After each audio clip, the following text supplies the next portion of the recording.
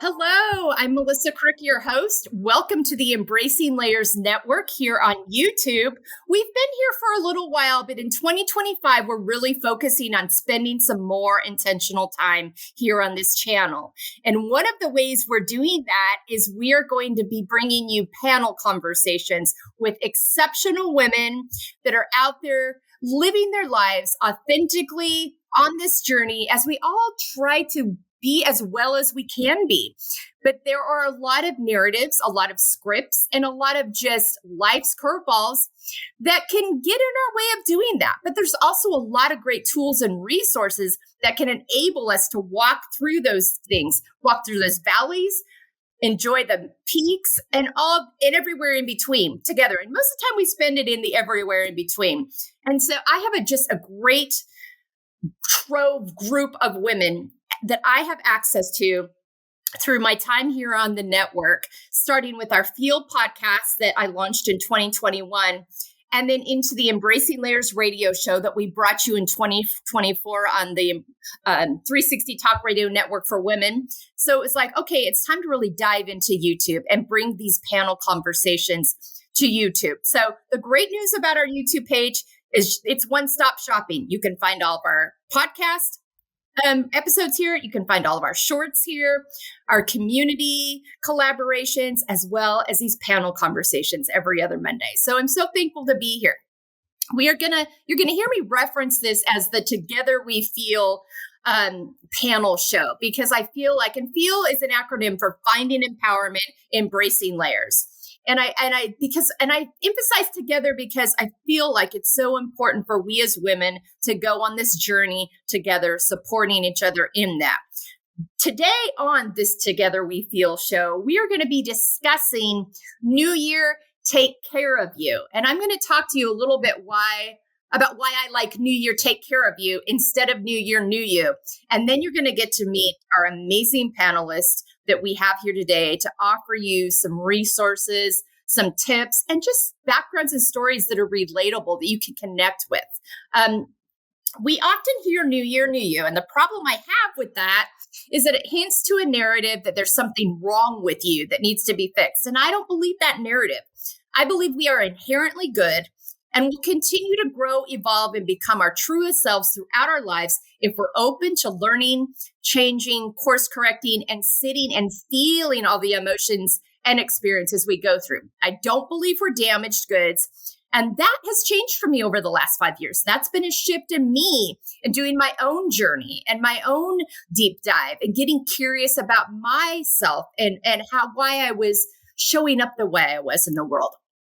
It's not an accident that so many of these New Year's resolutions that we make in the gym, with our food, with our movement, all the things, they aren't most of the time sustainable. And they start dropping off by about mid-February.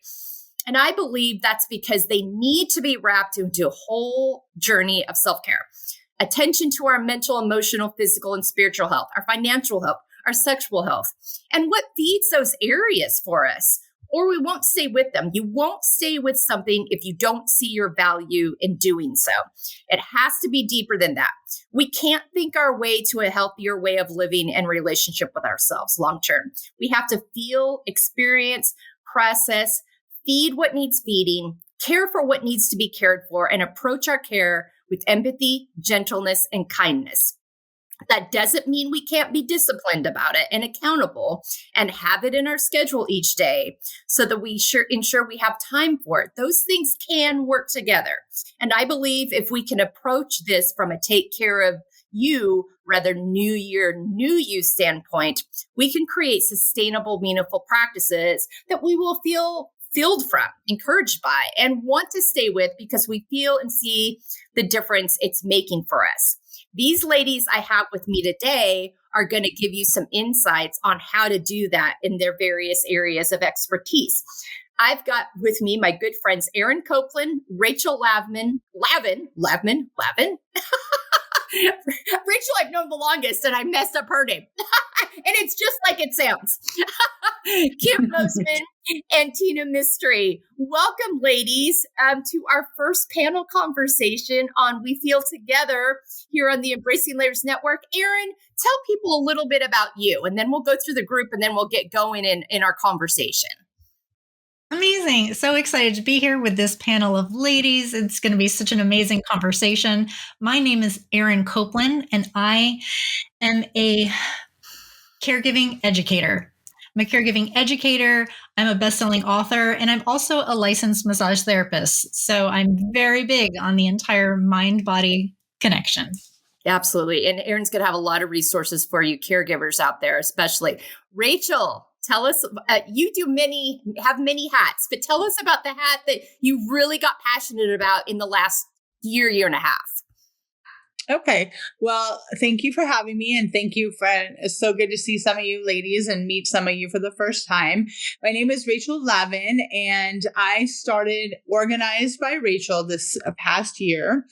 And I've really been enjoying working with people here in Greenville, South Carolina who need help.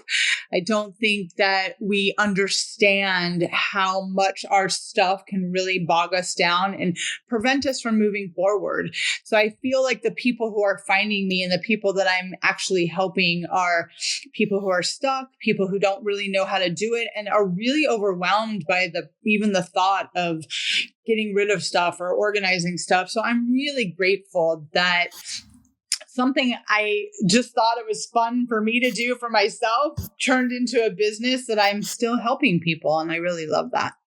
Yeah, absolutely. And Rachel has other areas that she's has a great fitness background, a great book called Donut Diaries, where she talks about how we relate to our bodies as women and getting that in a healthy place and not based on the scripts we're given as very little girls. But this new area she launched into has really helped her see how it's all integrated and connected, and how it makes you feel when your space is connected to, you walk in and you don't see chaos, you see calm. You see, and I think we underestimate the impact that has. All right, Kim Mosman, tell us a little bit about you. Well, I am so excited to be here, and I'm super excited to figure out what I'm going to learn today. So I appreciate the opportunity. I am a wellness coach, a personal trainer, and a nutritionist who hung up my hat and kind of fell out of love with myself. And through journaling and learning more about how to find my way back to health, I wrote a book. And so now I spend my time helping women in their second act learn how to love themselves and how to pursue all the opportunities that are available to us at this stage of life. So good. All right. And then Tina's going to help us get our ducks in a row in our finances. Tina Mystery, tell us a little bit about you. Thanks, Melissa. I'm so happy to be here today. My name is Tina Mystery. I am the CEO and Senior Financial Advisor at Portfolio Advisors. Portfolio Advisors is a financial planning and investment management firm located here in Fresno, California.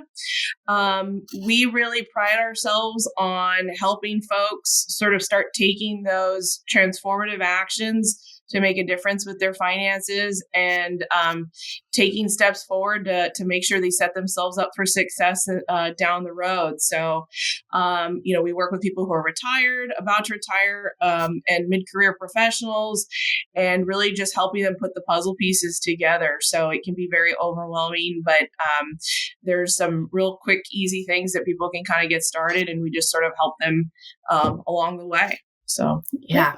All right. So you can see we've got some great voices, diverse backgrounds here with us today.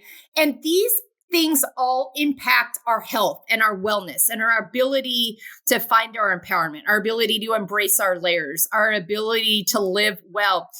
There's many of us right now that are part of a sandwich generation where we're caring for kids and parents and grandparents. I've got, Kim and Tina are nodding their heads there. And so Erin's going to have resources for that. This January, a lot of people are reorganizing. They're like, all right, new year, let's reorganize. Let's do this. but doing it in a way that feels doable to you, and learning to let, Kim talks about falling in love with yourself again. And in so many times we get to certain seasons in life and we're like, oh, well, I've my best years are done. And I'm like, no, it's just a new season. Your best years can be ahead. They're just different years. And I think Kim's really captured that.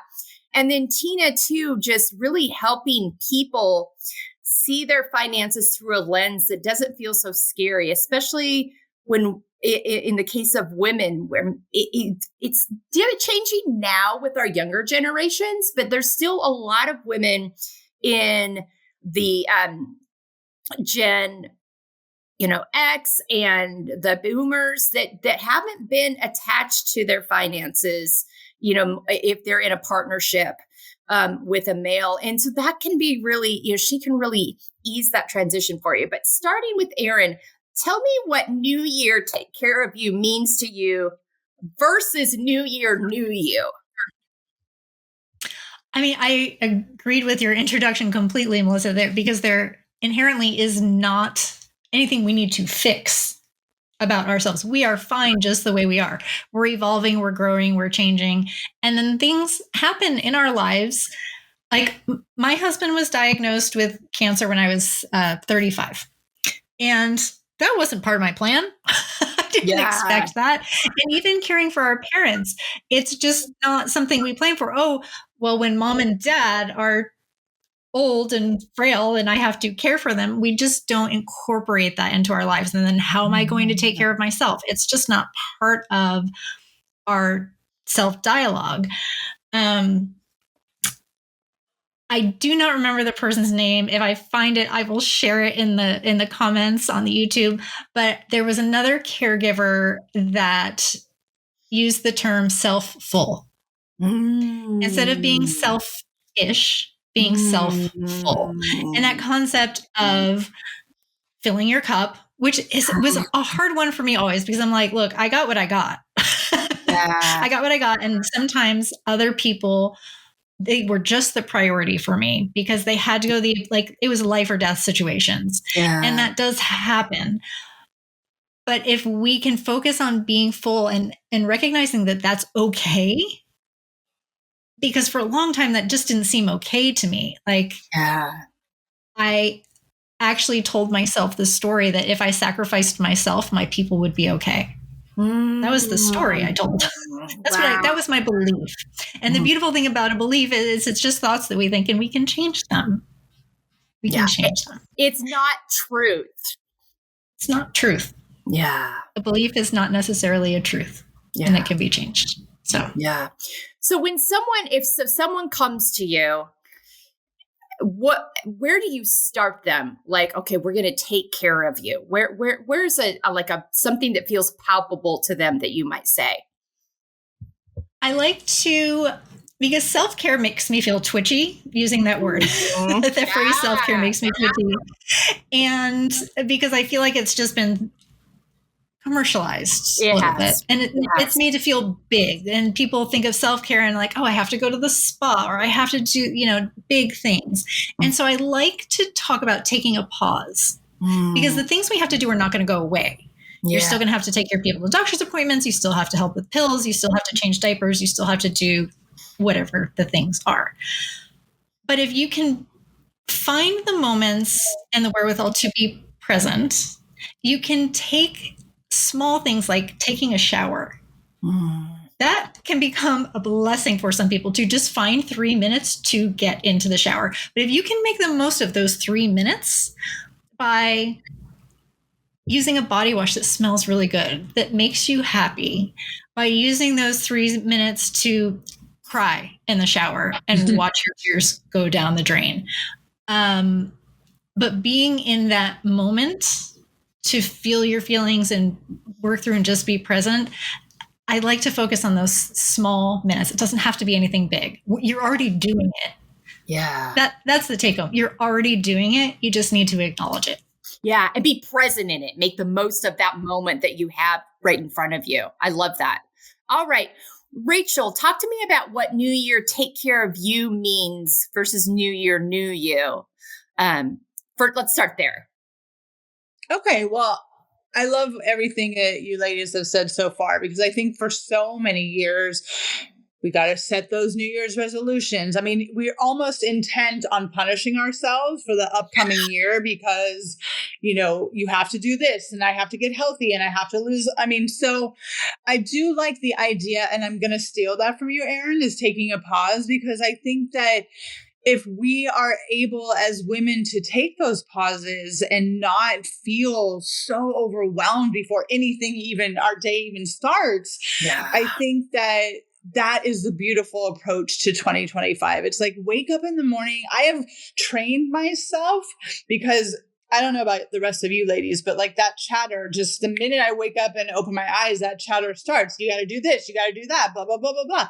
So I have trained myself to just wake up and say thank you, because it brings me back to the moment. It brings me back to like, I got to wake up today. I get to set the intention for my day. And I always tell people this, it might sound super woo-woo, but again, just like what Erin said, it doesn't mean that things are not going to happen throughout my day. But if I start my day in gratitude and peace and feel like I'm lucky that I get to take another breath, those things may not overwhelm me as much as maybe they would have in the past. Yeah. And you reframed it as a choice rather than I have to. I get to, and in that, I get to choose my intention. I get to choose how I'm going to approach it. And when you see something as a choice, there's a sense of freedom that comes with that, rather than a sense of being inhibited. So when someone comes to you, and I'm on the list to do this, and I keep putting it off because it feels like so much. So I'm getting around to, that's one of the things I've got in my calendar for January. I had it in my calendar for September, and then I had it in my calendar for December. And I'm really going to get to it in January because I know it's going to make me feel better. But when someone comes to you with a room, a closet, you've done variations from an entire house with people that have histories of collecting a lot, sometimes even hoarding, to closets. How do you approach it with them to help them to kind of bring their anxiety level down, to help it feel palpable to them? I ask a few questions first, like, what is your daily routine look like? How do you want your closet to look? Are you a lefty or are you a righty? Because believe it or not, that makes a huge difference in how you hang your clothes. Wow. And then when I kind of get that information from them, I do the closet. I'm like, get out. I do their closet. And then I bring them back in when I'm done. And I said, stand here for a minute and feel it. Feel what I've done. Take it in. And tell me what do you feel? And when I see them before they even know it and they take that deep breath, I'm like, okay, I did it. And my expectation for someone's closet or home or whatever I organize is not that it stays pristine, because that's not real life. Yeah. I need to know that it's functional for you, right? So I think a lot of times when I take before and after pictures, sometimes you might not even be able to tell that I did anything. But that's because I need that person to be able to open that cupboard and know what's going on. I don't need them looking for something or feeling like, oh, I can't touch that because it's so pretty. No. I mean, that's not where I come from in my home. I need you to feel that calm, that peace, that's one less thing I have to do today because my closet or my cupboard looks like that. So that's where I hope people feel. I love that. It's that accessibility. It's that sense of order in your life. When things, everything, and also it's something that when you do need to clean it up, it doesn't feel so unmanageable. You just need to realign it. There's just a less unempowering, it's not really a word, disempowering way once you've kind of set that. I love that so much. And mark my words, people, think about it the next time. Do something as simple as making your bed. And then walk back into your room with your bed made versus your bed messy. And there's a difference in the feeling. And I'm not a champion bed maker. I, for years, did not make my bed because my parents told me to every day. And I was like, screw that. I don't have to make my bed. But then at some point, somebody said, when you make your bed, actually, there's a sense of, I'm like, you're actually right. I can take the 3 minutes to make my bed. It does actually make me feel better. So anyway, but I love that. Again, it goes back to those little details of simple things. It doesn't have to be this big, overwhelming thing. All right, Kim, talk to me about what New Year Take Care of You means to you.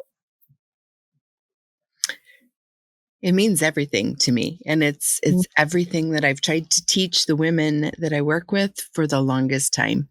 Yeah. I am a big believer in this little trick called wells and betters. And I've talked about it with you before, but I think it bears repeating. I think it's important for each of us to look in a mirror every day and identify what's good, what we love about ourselves. And maybe some days it's just, I woke up with good hair. I don't know.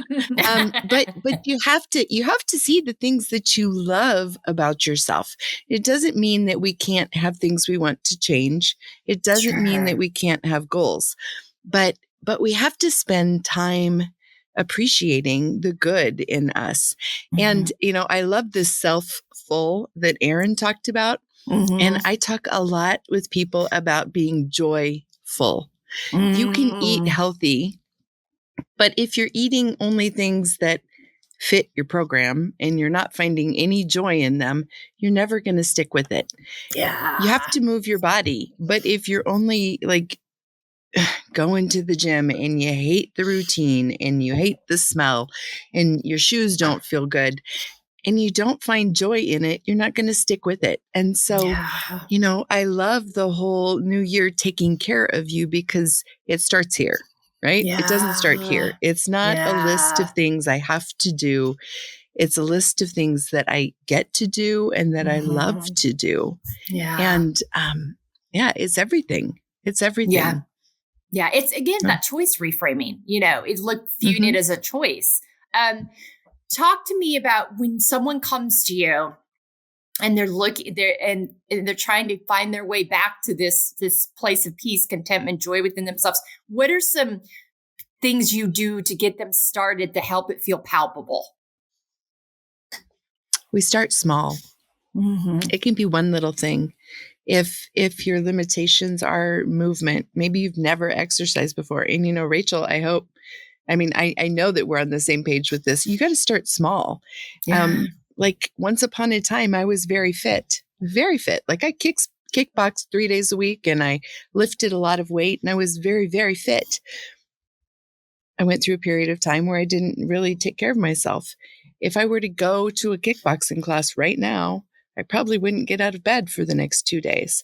So start small. Sometimes that's a walk to the mailbox. Sometimes it's a walk to the neighbor's house. Sometimes it's just time in a pool. It can be that way with your nutrition. You don't have to just open the cupboards and pull over the trash can and clean them out. All of those things have a place, just ease in. I like to crowd out. We start that way. So many people have addictions, right? Say soda. A lot of people that I've worked with will drink 5 and 6 sodas a day. Well, if you just stop that, you're going to feel crummy tomorrow. You're going to crave it tomorrow. You're going to have headaches, everything. But if you take one away tomorrow and replace it with something maybe a little bit better for you, you hardly miss the thing that you thought you needed. Yeah. And you just keep progressing through life one little step at a time. And I want people to enjoy good health.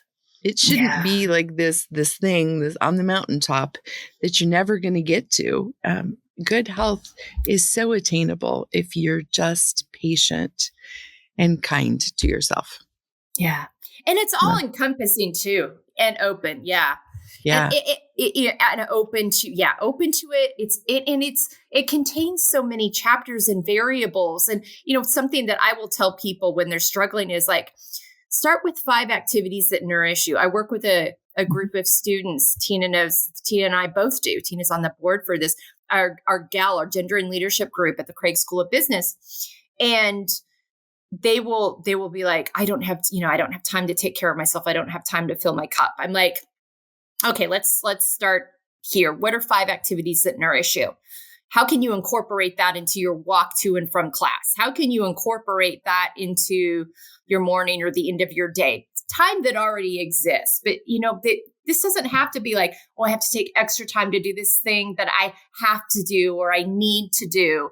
And, instead of looking at this thing that I get to do, that is both beneficial to me physically, but also beneficial to me mentally, spiritually, so it's so important to encompass all of those things and approaching ourselves with empathy and grace and patience. I love the one thing at a time. You don't need to take Diet Cokes are a thing that my generation is addicted to. My generation is addicted to Diet Coke. Yep. I see it everywhere. I never personally liked Diet Coke. I never thought it tasted good. I was a Diet Dr. Pepper girl for a lot of years. But same problem, different, Anyway. But yeah, don't evacuate all 5 of them immediately. Take away one and replace it with a Olipop, or something from Sprouts, there's just so many. I love that approach. I love that so much. All right, yep. Tina, talk to me about what New Year Take Care of You means to you. Yeah, I'm going to kind of piggyback on what Kim said about starting small, because I think that is a great approach when it comes to helping people wrap their arms around their finances. I think, the place I'll start with is, right next to your personal and your mental, or your physical and your mental health, your financial health is one of the most important things to personally take care of, but it's also one of the most overwhelming things, right? So making those changes to your diet and whatnot can feel so overwhelming, right? Making those changes to your finances can be just as overwhelming. So I think taking, the approach of a little bit at a time. So, Melissa, you kind of referenced in terms of, a spouse being disengaged from sort of the financial conversation, between the couple. And I like to encourage folks that I work with to just start small, find out what does that mortgage payment look like every month? Write it down on a piece of paper. What does the cable bill look like every month? Write that down on a piece of paper. And every day or every week, you just learn one new piece of information, one thing at a time. And before you'll know it, you'll kind of know what the monthly expenses look like. That's a great way to start, to just become at least reasonably knowledge in your personal financial picture and what you're spending, right? And then it's, no pun intended here, but then you're layering down into other types of things. So once you kind of have the spending, okay, well, then gosh, I see that there's $500 a month going out into an account that's being invested. Okay, well, now next I'm going to learn about our investment accounts. Okay. What does this mean? What does that mean? What does this type of account do? What does that investment do? That sort of thing. Just taking it in bite sizes. And then before you know it, you're 6 months into the year and you have all of this knowledge that you didn't have at the very beginning. So I don't necessarily like you said, it's more about taking care of you. I think a great way to take care of you is just sort of build knowledge throughout the year, as opposed to say, hey, by the end of the year, we're going to cut our debt or cut our spending by X amount, blah, blah, blah. And you don't even know what that even looks like. Start with just the basis of knowledge, saying, hey, I'm just trying to educate myself. And it's a great sort of way to start those conversations with your significant other, because sometimes your significant other can be overwhelmed with sort of what's happening too. So if you're just asking maybe 1 or 2 questions a week, a month, you're just building a base of knowledge. And then before you know it, you kind of have everything you need to start making some major decisions. So. Yeah. And what I love about that is then you're in it together. Then like, oh, I understand why that my partner said there's only X amount to spend. And I understand because some of the most stressful, anxiety-driven conversations in a relationship are the financial ones. And Absolutely. If only one person is carrying that weight and the other person is getting frustrated because they feel like there being limitations being put on them, they don't understand the whole picture.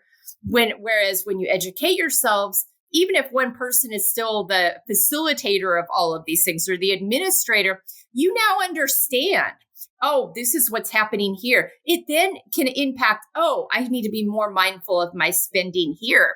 And instead of being told, don't spend so much here, don't spend it without any knowledge, you're self, accounting yourself, really keeping yourself accountable because you know.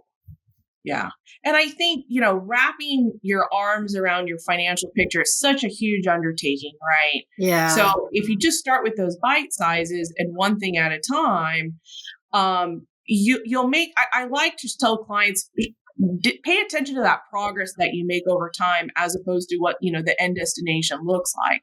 Pay attention and celebrate those, moments of progress. You started saving and now you have X amount in a savings account. Hey, fantastic. I like to, congratulate them and say, hey, the metaphorical confetti goes off in the room and, celebrate that, right? Because you've done something to improve yourself, right? And I think it's about celebrating that progress as opposed to just sort of this huge undertaking of, gosh, I gotta make sure I have X amount in the bank so I can retire and, have a life of financial freedom and all that. That's a big bite to, take. Start with those little steps and celebrate the progress over time. Yeah. And I think too, when you become empowered with that knowledge, if something unexpected does happen, then it becomes so much less overwhelming because you have a baseline understanding of what's been happening. Absolutely. Yeah. Absolutely. Yeah. I think, and then it's not such a huge learning curve, again, just building on top of one thing at a time. That helps make it less overwhelming. So absolutely. And the common ground in all these topics that we're discussing here with our guests is that these all impact our emotional, mental, physical health if we don't have a handle on them in some ways that we don't even think about or realize sometimes. And so that going back to, what Erin was talking about earlier about, filling your cup with those little things, those little moments each day, starting taking those little bites. But I'm going to go back to Erin. Erin, as you've listened to the ladies, and I'm going to give each of you a chance to do this. Are there any questions or thoughts that came up as you were listening to them? I mean, so much. We all speak the same language, and I love it. Yeah. I love it so much. Tina hit on something that really resonated with me, which was starting with the basis of knowledge. And that's one of my primary, my first platform, as well as I consider it awareness. But it's the same thing. And so for a caregiver, somebody in that position, stepping back to acknowledge what's happening to you, really what is happening to you. I went through very significant and still have PTSD from my caregiving experience. And it's really, really easy to ignore, just like with your finances, ignore. And you're going through the motions and, the bills are getting paid, or, I took care of all the things and we have food, but you're not aware of what's happening to you and what's happening around you. And that basis of knowledge is going to be the thing that starts to heal you. Yeah, that's really good. That's really good. Rachel, how about you? I think the beauty of having all these women together is, like Erin said, we do speak very similar language. And what I'm hearing and my takeaway from this experience today is that life is going to happen whether we want it to or not. So it's best to have a foundation and know how to love yourself, self-soothe yourself. And damn it, ladies, let's start asking for help, because we cannot do this by ourselves. Yes. We don't have to do this by ourselves. So 2025 is the year of asking for help. Yes. Loudly and proudly. Who taught us that? I don't know where it started. I don't know. I know, but it goes back. I talk about this all the time. People that are with me are like, she's talking about the scripts we get again. We do. We get scripts as little girls about how to line out, show up, be, all those things. And those scripts many times do not align with who we are and aren't actually helpful. They actually hurt us more than they help us. They're meant to help us, but they end up leading us down a road. All of us in here have gotten to a point where we've had to say, hold on a minute here. This script is not working. I need to get in alignment with myself. Yeah. I was just going to add, Melissa. So, Rachel, you hit on something in terms of asking for help. So, when I had my first child a few years ago, before having that first child, you feel like you have time for everything. And one of those big things for me was like cleaning the house. Right. And I pride myself on being able to clean my own home. And then that was a script I was fed because my parents are like, you take pride in the place that you live in and you clean your own home. And I'm forever grateful for that because I definitely appreciate those types of things in my life. When you have a kid and, you're pumping breast milk however many hours a day, and you don't even have time to take a 3-minute shower, I was just like, I got to get a housekeeper. I got to get something that I can afford and, just so we can keep the house clean. And my mom was so objective to that and just objected to that whole idea. And again, that was a script that she was fed, when she was a kid too. And I was like, Mom, I'm trying to run a business. I have a kid, about to have another one. Like, I need some help here. Right. So I agree. Ask for help, find hacks. I use, Target, same day delivery. So I don't have to go to Target. I mean, you find these little hacks and ways to find help, and don't feel bad about it. It's if that helps you get that 3-minute shower in or whatever it is, you fit it in, you make it happen. So yeah, absolutely. But let's continue, right? Because what we've all seen, not heard the scripts, but we've watched our parents do it. We've watched them and we watched them and we watched them. But so I am the worst at assuming that my husband knows what I need. And not, I mean, like, and I watched my daughter-in-laws get frustrated with my sons. Like, I raised good boys. Okay. I did. I raised good boys. But here these women have babies and my sons don't understand, like, sure, they're sleep deprived too. They're doing the things too, but they don't understand what's going on with their bodies, with their wives' bodies. Mm-hmm. And if those women don't tell the other person in their life what they need or what they feel like, you're just setting yourself up for a life of yuck, right? So it's not even just ask for help. It's just have good common conversations with the people you love. Share with them how you feel. There's nothing to be ashamed of, right? Just get it on the table and move forward. Yes, it saves so many hours of frustration, irritability. I'm a martyr, all the things when you just put, communicate your We talk a lot about this on my F.E.E.L podcast. Communicate what your know what your expectations are. Sit down and think about those. Communicate them. And let them know, this is what I need in this moment. Can you show up for me this way? They are not mind readers. And you looking tired is not going to communicate to them. Of course you look tired. You're busy and the baby and the job and this and that.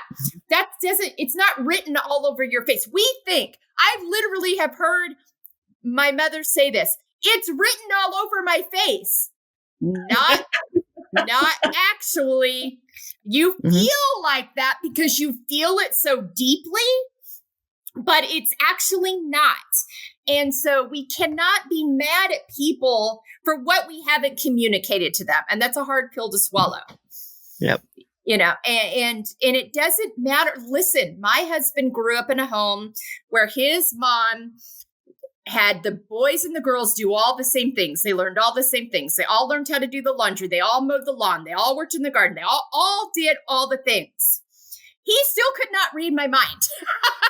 Right. Even though he learned to do he knew how to do laundry. He knew how to run the dishwasher. He knew how to do all those things. I still had to communicate to him, when you've been on a road trip for 4 days, when you come in the door, I'm going to hand you a kid and I'm going to walk out the door and I'm going to be gone for an hour or two. I'm going to go for a run. I'm going to go meet a friend for coffee. I'm going to drive around the block and listen to my favorite music. I'm going to do something like that. I need you to be ready for that when you come in. Great. Okay. Good to know. Or if it's like, can we talk about a different, then you get into a discussion. Then there's communication about what works, where the boundaries are, what the expectations are. But just we are very guilty of just, oh my gosh, can't everybody see all the things I'm doing? Unless you tell them you need help, they're just going to think she just likes doing all the things. She just thinks doing all the things is great. This is how she wants to show up in the world. And as asinine and ridiculous as that might sound to us, that is true. And so it's on us to be the communicators of that. So if, when this show drops, we will just be coming out of the holidays. If you're feeling a certain way about how the holidays went and all that you carried, where can you ask for help next year? How can you make it better for yourself? Because until you're willing to be accountable for that and take ownership of that, it's going to change. And you expecting people to suddenly become mind readers around it and then being okay with, and I know we've talked about this before, being okay with how they do it, like releasing control of how they go about it. Like I had to really release control of how my husband loads the dishwasher. We do not agree on that. We do not agree on that. He puts far less dishes. He hates how I load the dishwasher. You put too many things in there. I'm like, you don't put enough and we have to do dishes more. Release that. Just let it go. Let it go. Be happy it's done. And we're all laughing here because we've all been in this space of that next round of releasing. When you release it, release it. Look the other way, walk out of the room, go for a walk, whatever it is you have to do. Because unless something's going really wrong, unless the dishes are coming out broken every time or they're not getting clean, it's fine. It's fine. But it's those little things that we have to release and let go of. All right, ladies, before this, we could talk about this forever, but I want to be respectful of everybody's time. I'm going to go around to each of you and just ask you to share one last little tidbit of New Year Take Care of You that you'd like our audience to take with them today. Erin, let's start with you. You touched on it, Melissa, right at the end there, and that taking care of you, accepting accountability for how you're showing up. And it's super fun sometimes to blame everybody and everything else. But when you can find the strength and the awareness to take accountability, it hurts, but it can make huge, huge shifts. Yeah, absolutely. Absolutely. Rachel, how about you? I would like for women to bring vision boards back. And instead of using like fashion magazines and like unattainable things, like words like honesty and wholeness and, things that make you feel good in your present body, in your present state. So that's what I would like. Ooh, that's good. Love Kim, that. how about you? I'd like people to write it down. We talked about this, but a lot of times you can't look in a mirror and take a mental picture and go back and refer to it in time. Yeah. You just don't get to see or remember things the way they are. So write it down, even if it's just like 3 great things that happened today or 3 things I'm proud of today. Write it down so you can go back. And when you're thinking life is just like so bad or so overwhelming, you've got this whole book of amazing things that have happened in your life. Keep track of them. You know, take a picture of them. I don't care. Do something. Keep track of what is good in your life. Good. I love that. Tina. I was going to say, start with the idea that Rome wasn't built in a day, whether it's your finances, your health, your mental health, whatever it is, start with that idea and say, I'm going to take this in bite sizes so that Rome will be eventually built someday, maybe at the end of the year, maybe a couple years from now, but take it in bite sizes. Brick by brick is something I constantly chat with clients about and my team about, is that we're gonna do things brick by brick, layer by layer, and whether it's your finances or whatever it is, just take things in bite sizes, build that knowledge base, and Rome will eventually get there. Just start with that idea that it's not going to happen in one day, in 1 month, or even potentially even 1 year. So yeah, good stuff. All right, one more round. Erin, where can people find you? Best place to find me, to connect with me in all the ways, is at my website, erincopeland.com. That's Erin with an E, Copeland no D, erincopeland.com. Awesome. Rachel, how about you?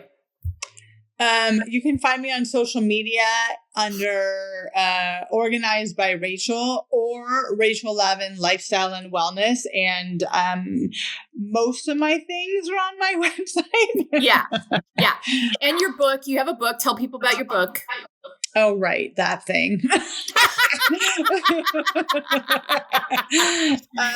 Yes, my book about my personal story of learning how to love my body is called The Donut Diaries, and you can find that on Amazon.com.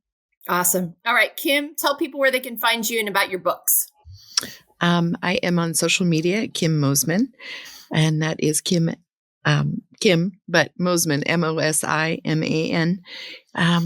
My website is Kim Mosman Wellness, and my books, both of them came out in 2024, Reflections of Joy, Learning to Love the Woman You See While Becoming the One You're Meant to Be, and The Journal of My Dream, My Owner's Manual, where you have monthly prompts to reflect back on what was good and what could have been better, and to plan for the month ahead, and also just to keep track of things so that when someone says, how long has this been going on? You have data, where you came from. Yeah. It's a great companion to go to the doctor with you, your therapist. I'm going to be getting that. Erin, talk to people about you. You've got a manual too, a book. Tell people real quick. I do. I've got Welcome to Caregiving, the things caregivers never talk about, available on my website and through Amazon. And I have the Patient Handbook, which is a binder organizational system when you're going through those medical processes and traumas and all of even I use it just for myself to keep track of my own health. And it's an organizational binder system. And that is newly available on Amazon. It used to just be available for me and is now live on Amazon as well. So you can Awesome. Okay.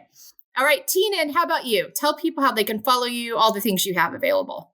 I was just going to say, I feel like I need to write a book. You can do it. I'm so inspired. It is a life goal of mine to write one, but maybe I'll jump on that this upcoming year. People can find me at our website, portadvisors.com. So that's PORTADVISORS.com. I'm heavily active on LinkedIn. It's just a great sort of way to sort of share our knowledge and our expertise and educate clients. So I'm heavily active on LinkedIn and on Facebook as well. But yeah, our website's probably the best place to find me. Just incredible resources. We're starting a blog.